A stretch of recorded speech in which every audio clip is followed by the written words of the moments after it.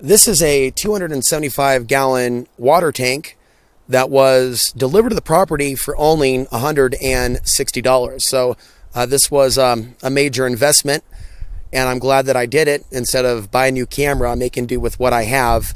So on a limited budget, it's now March 3rd, 2018. We're about 2 months. As you can see, there's snow still on the ground. This part of Colorado gets more snow than other parts of the state, but it's been somewhat of a dry year.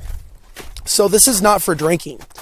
If you take a look at the refurbished price for this on Google, it's about $160, but that's not counting shipping.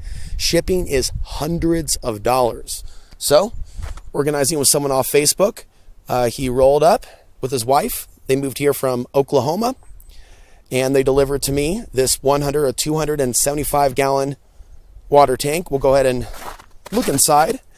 So some other things, like a water pump or a way to get the water out, is something that I'll look at later, in addition to some sort of a siphoning mechanism. Had an old friend named Dave back in Costilla County, and we were getting water at his place.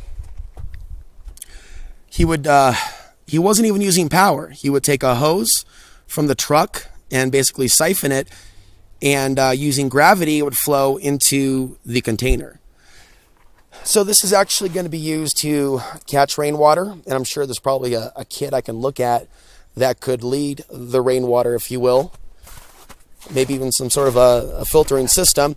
When I first got involved in looking at off-grid living, there was a lot of pessimism. The government won't let you do this. The government has banned the harvesting of rainwater. And it was actually announced in the news 2 years ago that Colorado has legalized the collection of rainwater. And most of you already know, I've never grown marijuana, but most of you already know that that is legal here as well. Although I wouldn't get too excited, thinking one can hit the big time with the statements we've heard from the federal government. So I'm interested in my first vegetable garden, and I'm going to be looking at some core things to plant. With regards to how I'm going to get water in the tank, here's the thing. I'm going to be a little creative. So here's my vehicle, and a little bit of a note. You can see it's dirty. Spent $68 today for repairs. Found a good off-grid mechanic that's in the neighborhood. We changed out the fuel filter.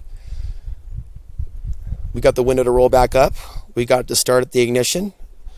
I haven't mentioned this, but for about a couple weeks, I've been starting at the front. And what he was able to tell by listening to it is the timing belt is off, and if it's not fixed soon, it could destroy my engine. And that is a $200 repair, which is basically everything I have left, other than the land payment. That is the next step. So the trunk here could potentially haul water. Now, there's a number of different containers that I have. Most of them are about 7 gallon. As you can see, the square over here. So several squares packed into the trunk and packed into the back seat could at least do something for me as long as the car is in decent running condition. So after this repair, this investment of $200, that's labor and the timing belt, the bets are that this car is going to be the car that I'm going to have throughout this year. It's not in the budget for a 4x4, so I won't be hauling large amounts. I'm also wondering if I could access or find, and you can let me know with the link down below, some sort of a water container, maybe that's up to 50 gallons capacity, that would evenly fit in the trunk of this car, because the water source is about 8 miles away, and it's pretty cheap. So that's what's on the table. Thinking about potential areas to grow, so we have the position of the sun. This is one particular area that I started to use last summer. I was growing some spinach and some kale, but I don't think I added enough natural soil. There's less than an inch of topsoil here. Underneath that, it's clay. But one tip that a neighbor gave me is collecting additional topsoil from other areas and then moving them over. Maybe investing, $20, $40, maybe something like that in soil in town.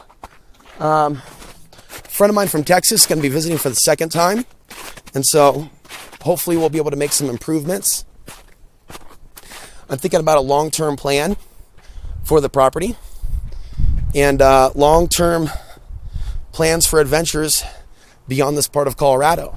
But it's about starting somewhere.